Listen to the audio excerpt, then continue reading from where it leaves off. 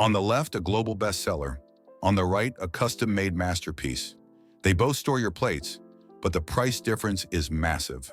As an architect, I'm often asked, is custom furniture really worth the extra cost? Or is IKEA actually a genius design solution? Today, we are breaking it down.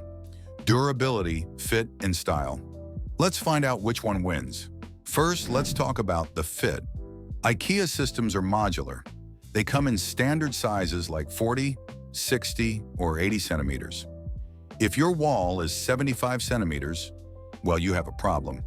You end up with filler strips, those useless gaps covered by a piece of wood. It breaks the clean look. Custom design, on the other hand, is fluid.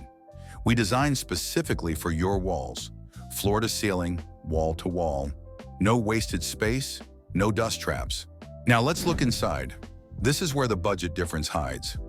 Most mass-produced cabinets use low-density particle board.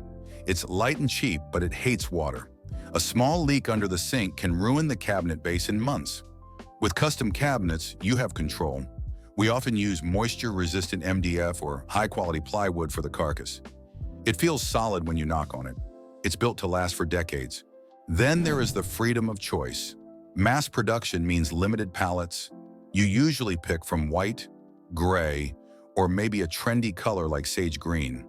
But what if you want a specific navy blue to match your rug? In custom production, the limit is your imagination.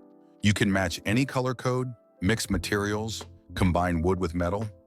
You aren't buying a product, you are creating a unique identity. So who is the winner? If you are on a tight budget or renting, IKEA is unbeatable. It's good design for a great price.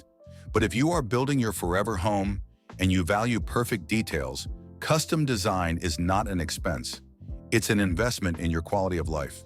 Which one would you choose? Let me know in the comments below. And if you enjoyed this video, please hit the like button and subscribe to the channel for more architectural insights. See you in the next one.